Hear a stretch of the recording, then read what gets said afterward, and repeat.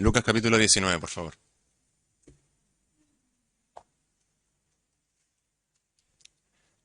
Voy a plantear una pregunta y más allá de ser un sermón el día de hoy, no tengo pensado que sea algo tan complejo. Estaba pensando en hacer una especie de clase y entonces participen, siéntense la libertad de participar. Am, Queridos hermanos, ¿de qué se trata la Biblia? En una frase, en una oración concisa.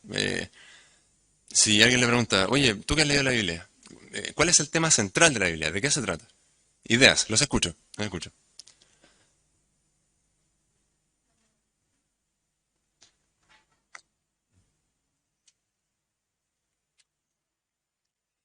Em, Le planteo las tres propuestas como más fuertes entre los teólogos y entre la gente que opina. Una es la soberanía de Dios, ¿sí? Que Dios es soberano sobre todo, y ese es como el tema que trata toda la Biblia. Otro es la redención del hombre, ¿sí? Como que toda la Biblia gira en torno a Dios queriendo salvar al hombre, ¿sí? Y la otra es el reino de Dios, ¿sí? Esas son como las tres grandes posturas, ¿sí? No sé usted, yo creo que la Biblia, claro que detrás de todo, tras bambalinas, digamos, está la soberanía de Dios, por supuesto. Eso no se discute. Dios es moviendo los hilos de su obra siempre. Pero la obra en sí, en acción, tiene que ver con el plan de redención con el hombre. Tiene que ver con Dios queriendo alcanzar a- al que se apartó, al que se distanció de él. Y por eso la Navidad es tan importante, queridos hermanos, porque está bien, entendemos que la cruz es el punto neurálgico de toda la Biblia, pero no hay cruz sin pesebre, ¿cierto? No hay cruz sin nacimiento. No hay cruz sin una Virgen María, sin un José, sin un establo y sin un Jesús que nació de esa Virgen María. Y entendemos que era necesario que naciese este niño para morir por nuestros pecados. Ah, de manera que vamos a leer este pasaje de Lucas 19 que usted puede leer y decir, no tiene nada que ver con la Navidad, pero créame que tiene mucho que ver, mucho que ver. Vamos a dar lectura. Versículo 1. Dice así la palabra del Señor. Habiendo entrado Jesús en Jericó, iba pasando por la ciudad, y sucedió que un varón llamado Zaqueo, que era jefe de los publicanos y rico, procuraba ver quién era Jesús, pero no podía a causa de la multitud, pues era pequeño de estatura. Y corriendo adelante subió a un árbol sicómoro para verle, porque había de pasar por allí. Cuando Jesús llegó a aquel lugar, mirando hacia arriba, le vio y le dijo, Zaqueo, date prisa, desciende, porque hoy es necesario que pose yo en tu casa.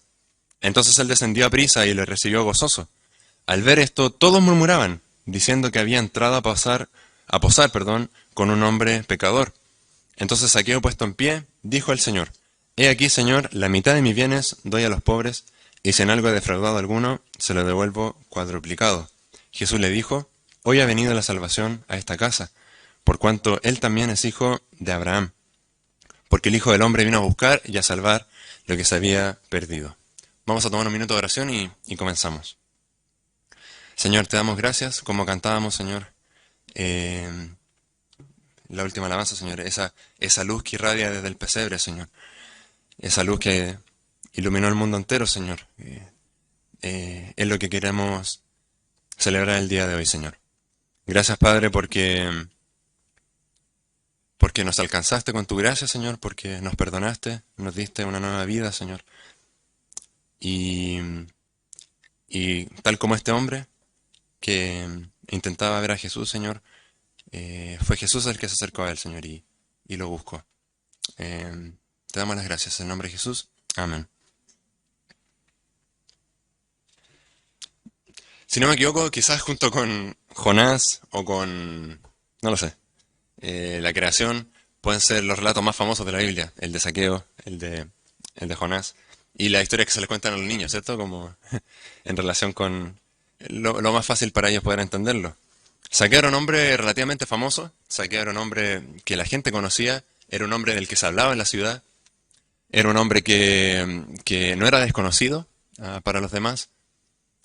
Podríamos pensarlo en nuestro contexto como si fuese una especie de político corrupto. Ese que sale en las noticias y tú no quieres ni ver porque es como este tipo ya anda robándole a todos de nuevo. No piensa en nadie, solamente un político corrupto. Y bueno, y este público conocimiento, esta mala fama que tenía Saqueo, por supuesto que era alguien que nadie quería pasar tiempo con él, no era alguien que disfrutase la compañía con muchas personas. Saqueo, por lo demás, nos dice la palabra del Señor que era alguien bajo, era alguien pequeño de estatura, pero que era alguien muy rico, ¿cierto? Era alguien que tenía muchas posesiones. Era alguien que no le hacía falta nada para vivir, alguien que no necesitaba quizás de nadie para sustentarse, porque, como dice en el versículo 2, dice que él era jefe de los publicanos. ¿Sí? Los publicanos de por sí ya era gente adinerada, ya era gente que tenía bastantes ingresos. ¿Y por qué? Por lo que les comentaba anteriormente. Trabajaban en todo el mundo de las finanzas en relación con el Imperio Romano. Por lo tanto, le cobraban impuestos a la gente de su misma nación. Por lo tanto, era visto casi como un traidor este hombre. Y además, no era un publicano cualquiera. Era el jefe de los publicanos. ¿Sí? Era especial este Saqueo. Era especial. Tenemos otros publicanos en la Biblia, como Mateo, por ejemplo, se nos dice que era un publicano. Pero este era más importante. No sabemos si trabajaban juntos, no creo, porque esta era otra ciudad en Jericó. Pero sí, probablemente tenía alguna relación. Entonces Jesús entra en Jericó, iba pasando por la ciudad, y este hombre, un varón llamado Saqueo, que era jefe de los publicanos y ricos, procuraba ver quién era Jesús. Por contraparte absoluta, diametralmente opuesto, tenemos a Jesús, el Hijo de Dios, el hombre Dios, completamente hombre, completamente Dios. El hombre que tenía un nombre tan famoso quizás como el de Saqueo, pero por cosas totalmente distintas, ¿cierto? Por una reputación distinta, ¿cierto? Probablemente Saqueo escuchó hablar de este hombre que sanaba, este hombre que resucitaba hombres, a este hombre que hacía grandes milagros, que alimentaba multitudes con 5 panes, con 2 peces. Esa es la fama de Jesús. ¿Y por qué un hombre como Saqueo quiere ver quién es Jesús? ¿Por qué tiene esa intención? ¿Qué es lo que busca Saqueo? Bueno, vamos a verlo más adelante. Hermanos, ¿qué tiene que ver esto con la Navidad? ¿Por qué estamos hablando de Saqueo en la Navidad? Porque el relato de la Navidad nos muestra a Dios siendo hombre, encarnándose, llegando a un pesebre para alcanzar al hombre perdido. Y nos muestra, por otro lado, la incompetencia y la absoluta y nula posibilidad del hombre de alcanzarse a Dios. Por lo tanto, el ejemplo es perfecto, creo yo, tiene mucho que ver con esto. Y antes de entrar en materia con el texto propiamente tal, déjeme hablar un poquito de esto. ¿Qué significa que Jesús se encarnó? ¿Qué tiene que ver? ¿Qué se refiere que Jesús haya encarnado? Tenemos el pasaje conocido, ¿cierto?, de Filipenses, ¿sí? Vamos allá, Filipenses capítulo 2. Antes de comenzar con el texto propiamente tal. Y precisamente quiero subrayar algo aquí. Filipenses capítulo 2. Y todavía estamos en la introducción como para plantear la escena. Tenemos el versículo, vamos a leer desde el 3. Dice así, Filipenses 2:3 dice, nada hagáis por contienda o por vanagloria, antes bien con humildad, estimando cada uno a los demás como superiores a él mismo, no mirando cada uno por lo suyo propio, sino cada cual también por lo de los otros. Haya pues en vosotros este sentir, ¿cuál es el sentir? El que está hablando anteriormente, ¿cierto? De humildad, de reverencia, de estimar al otro como superior a mí mismo.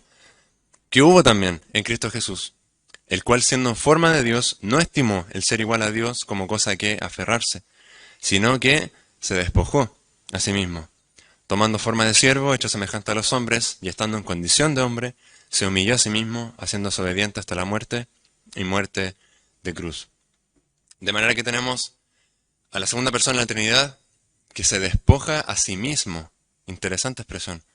Se despoja a sí mismo, tomando forma de siervo. ¿Cuál es la idea, queridos hermanos? Alguien lo expresó como si yo tuviese, no lo sé, todo el océano y tratase de meterlo en un vaso, ¿sí?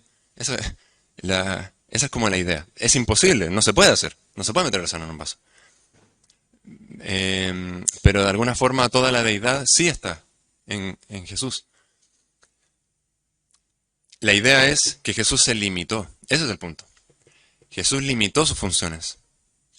Dejó todo lo que le correspondía a su gloria, dejó su resplandor, dejó su trono para venir a servirnos. Y a eso habla de que tomó forma de siervo, hecho semejante a los hombres. El ser semejante a los hombres era forma de siervo. ¿Por qué? Porque Él es Dios. Entonces, ser semejante a los hombres significa para Él rebajarse, humillarse.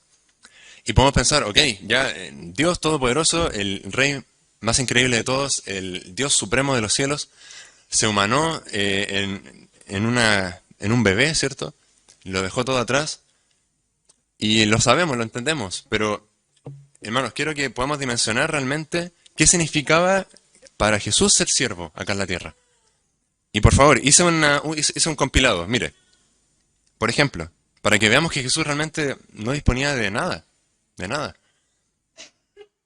En primer lugar, Él tuvo que tomar prestado un lugar donde nacer, ¿cierto? No tenía un lugar donde nacer. No tenía una casa, un hospital, no tenía nada. No, la posada estaba llena y nació en un establo. Un establo que era prestado más encima. No era de Él. Él no tenía nada.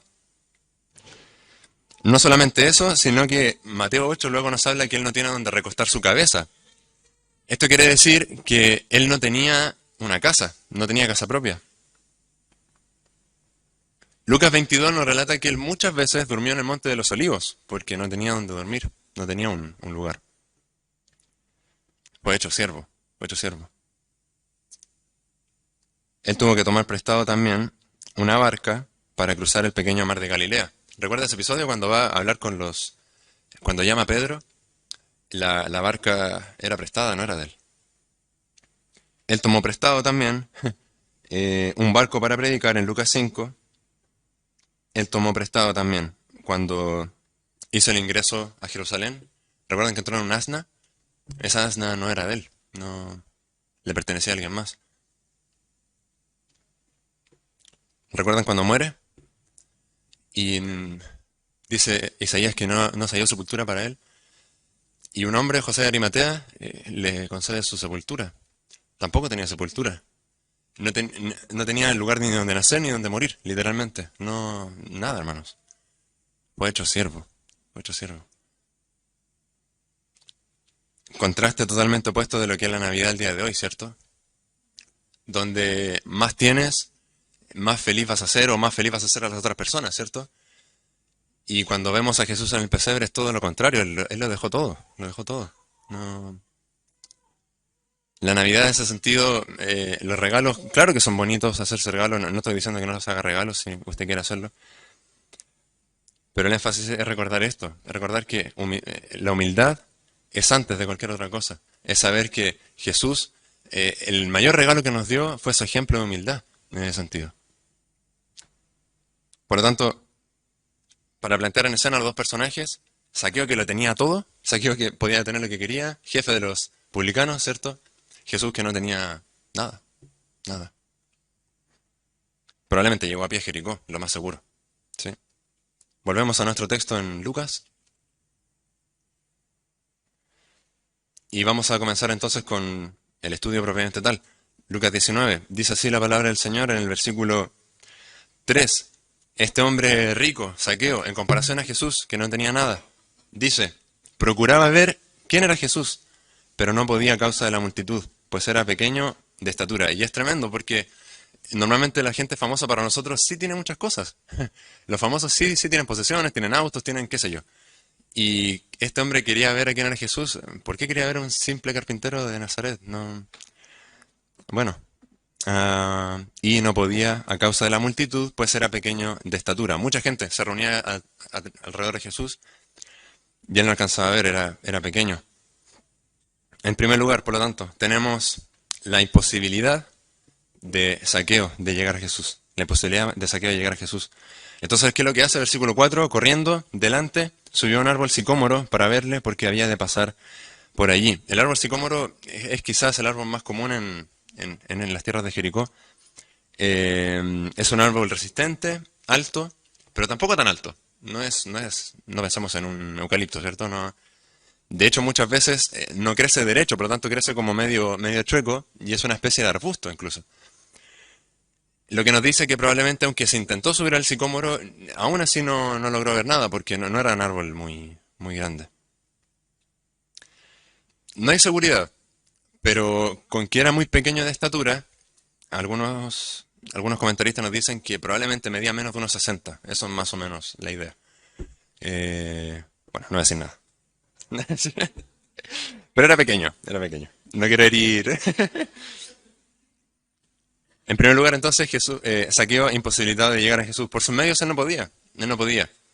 Piensa en lo siguiente, todo su dinero, toda su fortuna, todas las cosas que él tenía no le servía de nada para llegar a Jesús. Nada. No. Él no podía comprar a la gente y decir, oye, hazme un camino para poder llegar. No pudo. No pudo. En segundo lugar, el llamado de Jesús. Mire, versículo 5. Cuando Jesús llegó a aquel lugar, mirando hacia arriba, le vio y le dijo, Saqueo, date prisa, desciende, porque hoy es necesario que pose yo en tu casa. Hermanos, la construcción del texto es increíble, es espectacular, porque no es como que Jesús miró hacia arriba y como que distraído lo vio y lo llamó. No, la idea del texto es como que Jesús entró y miró determinadamente a Saqueo, buscando a Saqueo, sabiendo dónde él estaba. No como que, pucha, ¿dónde estaba Saqueo? Se me perdió. No, no porque era pequeño, pero... No, Jesús entró a la ciudad y él sabía, yo vengo a esta ciudad no por las multitudes que vienen persiguiéndonos, no por nadie más, yo vengo a buscar a Saqueo. ¿A dónde vengo a buscar? ¿Por qué? ¿Por qué? ¿Qué le dice? Porque es necesario que pose yo en tu casa. Dios tenía un plan con Saqueo. Esa es la idea. Y Jesús entra determinadamente a la ciudad, Saqueo está por allá, él sabe que Saqueo está por allá. Una vez que entra a la ciudad, mira y dice, Saqueo, baja, ven, vamos a tu casa, vamos a tu casa. Entonces, ¿por qué Saqueo quería ver a Jesús? Seguramente, y esto es una idea teológica, es porque Jesús ya le estaba buscando antes, esa es la idea. Jesús le estaba buscando y cuando Jesús te busca ese llamado, es cuando nace en ti la sensación de, pucha, necesito a Dios, necesito a Dios. Romanos, por favor, capítulo 3.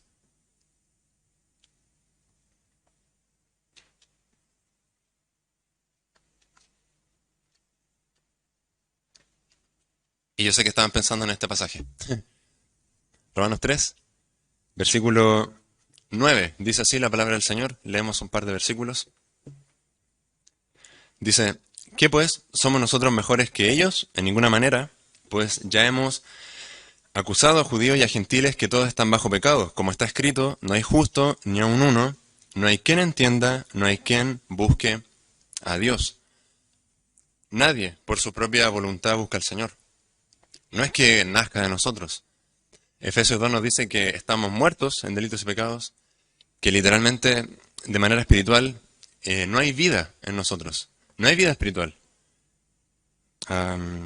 Cuando la gente plantea el hecho de que, bueno, ¿habrá vida después de la muerte? Y le hicieron esa pregunta una vez a un conferencista y él dijo, en realidad lo que hay después de la muerte, no es vida. No es vida porque te vas a ir al infierno. Si estás muerto espiritualmente, vas a tener muerte espiritual luego. Y si estás vivo espiritualmente, bueno, vas a tener vida con Cristo. Y ese es el punto de este pasaje. Que Jesús te busca para resucitarte espiritualmente.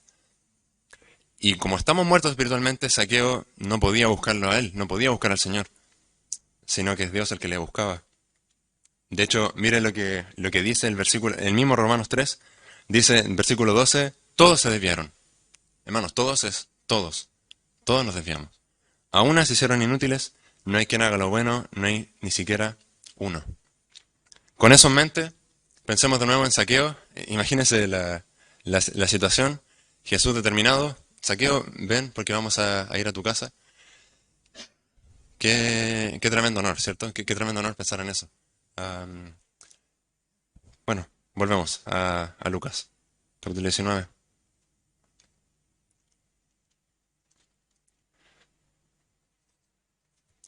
Él descendió a prisa, versículo 6, le recibió gozoso. Versículo 7, al ver esto todos murmuraban diciendo que había entrado a posar con un hombre pecador. Entonces Saqueo, puesto en pie, dijo al Señor, he aquí, Señor, la mitad de mis bienes doy a los pobres, y si hay algo en que he defraudado a alguno, se lo devuelvo cuadruplicado. Entonces tenemos a Jesús con Saqueo en su casa.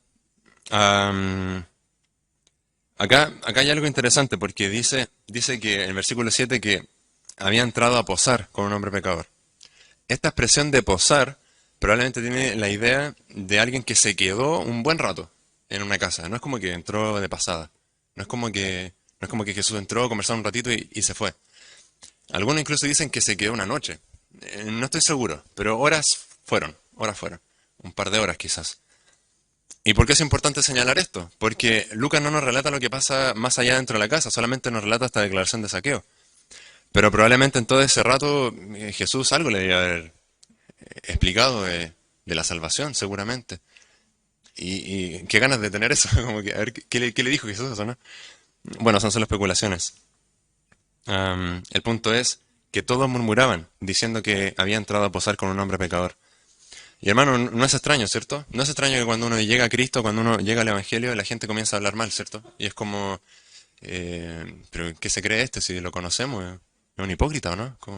¿Qué le pasa? O sea, he escuchado muchos comentarios de personas que se convierten, gente que los conocían y decía, le va a durar un mes y se va a ir. ¿Y qué le dice Jesús? En versículo 9, hoy ha venido la salvación a esta casa, por cuanto él también es hijo de Abraham. Jesús le plantea algo súper interesante. Jesús le dice, porque le dice, ha venido la salvación a esta casa, pero la construcción de nuevo es importante porque es como Jesús hablando de la salvación como si Él fuese la salvación. Él está diciendo, hoy he venido a esta casa, pero en la palabra en el texto griego aparece salvación. En realidad aparece, bueno, salvación en español. Entonces, en nuestro idioma tenemos la palabra salvación, pero Jesús estaba aludiéndose al mismo. Está diciendo, hoy he venido ya a esta casa. Y eso significa que hay salvación acá. Porque el Hijo del Hombre vino a buscar y a salvar lo que se había perdido. Les preguntaba al comienzo, ¿cuál es el tema de toda la Biblia, cierto? Yo creo que va por aquí. Porque el Hijo del Hombre vino a buscar y a salvar lo que se había perdido. Y hay muchos que piensan que si yo digo que ese es el tema de la Biblia es como muy egocéntrico, ¿no? Es como muy humanocéntrico, por así decirlo, o antropocéntrico. Es como que si toda la Biblia tratase del hombre. Pero no, porque estamos hablando del Hijo del Hombre, que Él vino a buscar. No que nosotros somos los protagonistas de la historia, no se trata de eso. Sino que Él vino a buscar y a salvar lo que se había perdido. Queridos hermanos, ¿cuál es la enseñanza de todo esto? Saqueo en un sentido, creo que nos puede caracterizar en un sentido. Esto es solamente una aplicación del texto. Ah, Mucha gente piensa que por todo lo que tiene puede llegar a Cristo, que puede llegar a Él, que puede alcanzarle. La verdad no es esa. La verdad es que tú no puedes ser salvo si Jesús no te busca. Ah, Nadie por sus propios medios tiene la capacidad de llegar a Dios. Nadie tiene la posibilidad de alcanzarlo. Ah, y otra lección importante, cuando Jesús está buscando a alguien, no es como que, uy, bueno, hoy día voy a salvar a Sarita Martínez. Se me ocurrió salvar a Sarita Martínez. No, no. Efesios 1, por favor. Efesios capítulo 1.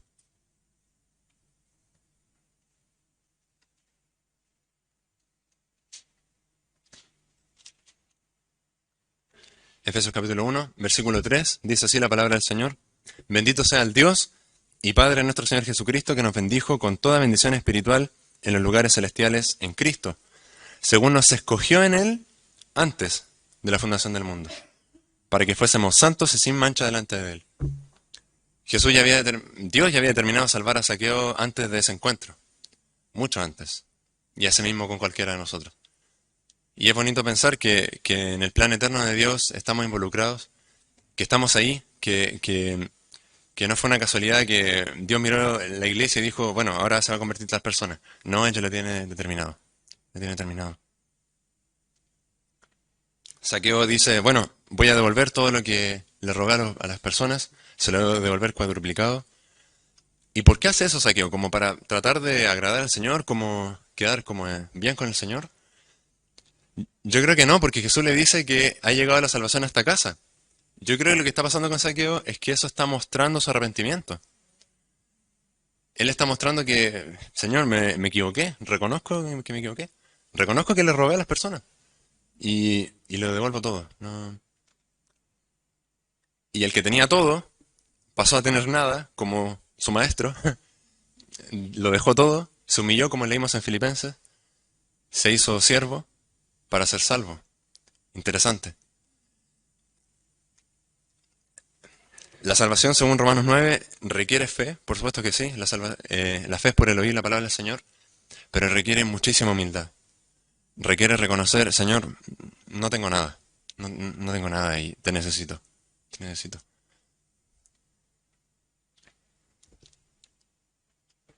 Lucas 1, por favor, y con esto terminamos. Lucas 1.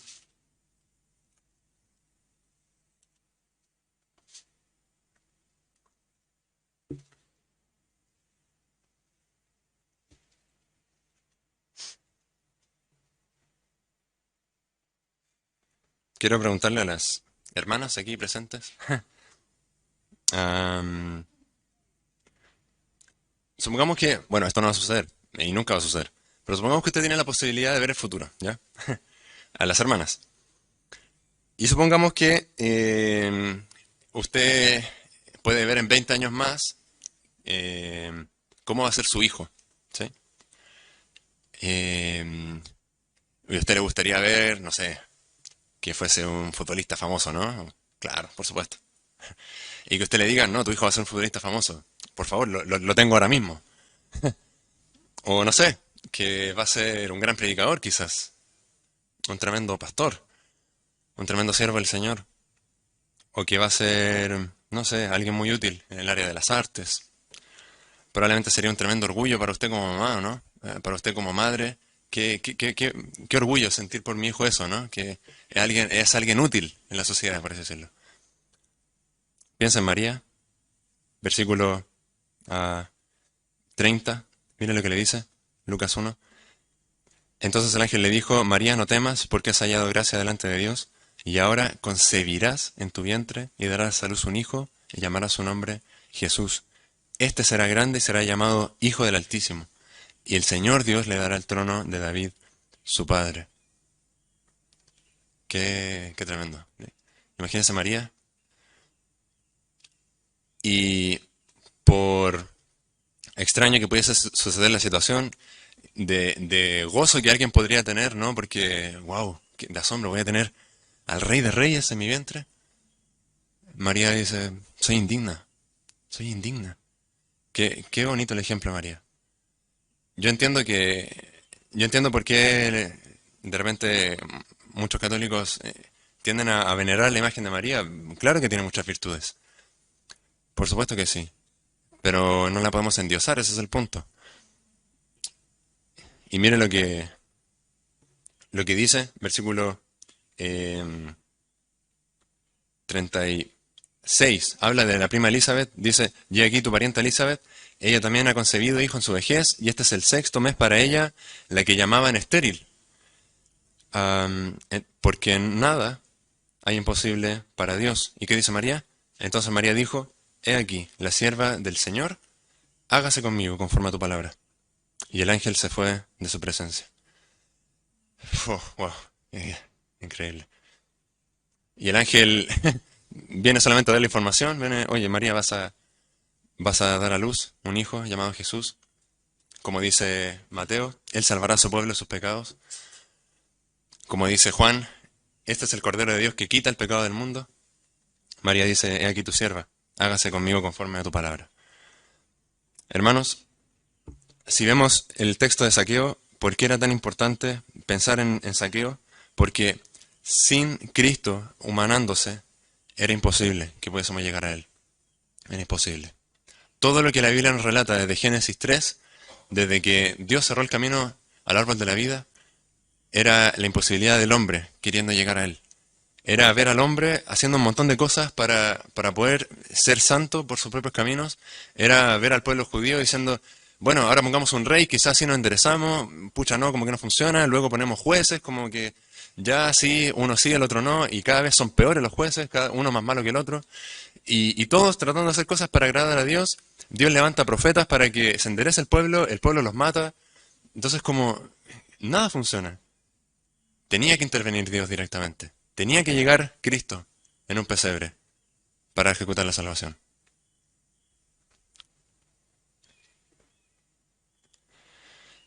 ¿Sabe lo que significa el nombre Jesús? Es un bonito nombre, si quiere pensarlo para su hijo en algún momento. Eh, Significa el Salvador, el Salvador. Y solo para terminar, versículo 32 del capítulo 1 de Lucas, habla que este será grande y será llamado Hijo del Altísimo, y el Señor Dios le dará el trono de David, su padre. Vuelvo a lo que dije anteriormente, tenemos a este varón Galileo, pobre, sin nada, pero sabemos por revelación que él siempre fue el merecedor del trono. Él siempre era el rey. Y él nunca hizo alarde de eso, nunca lo mencionó, nunca dijo nada. Obediente fue a la cruz. Qué tremenda la humildad de Cristo. Es tremendo. Am, Jesús eventualmente va a reinar en el trono de Israel. Eso lo creemos, lo sabemos. Pero su primera venida tenía que ver con su muerte. Era necesario que muriera para luego tener a sus hijos con él. Am, Estuve leyendo un poquito algunos testimonios acerca de la Navidad y leí un testimonio interesante. Era una pareja que, bueno, el varón estuvo pensando pedirle matrimonio mucho tiempo a la mujer y no sabía cómo hacerlo. Quería alguna idea ingeniosa, ¿cierto? Quería como algo novedoso, algo que se emocione a la mujer, que llorara. Y el tema es que en una Navidad este hombre empaquetó su anillo, ¿cierto? En un papel súper ordinario, como en diario, así, como muy ordinario. Y le hizo la típica broma como de papel y más papel, ¿cierto? Como que va sacando papel y no terminas nunca. Bueno, este testimonio cuenta que la mujer el día de Navidad recibió el regalo y como que lo vio así como que... bueno, como que empezó a sacar papeles y dijo, no, esto es una broma. Y tiró el regalo lejos. Y no lo abrió. Se aburrió de sacar diario, ¿cierto? Se aburrió. Bueno, lo cierto es, queridos hermanos, es que a veces los regalos más preciosos, los regalos más valiosos, vienen en los envoltorios más inesperados. Cristo es el mejor ejemplo de eso. Cristo es el mejor. El Rey de Reyes en el cuerpo de un bebé. Oramos.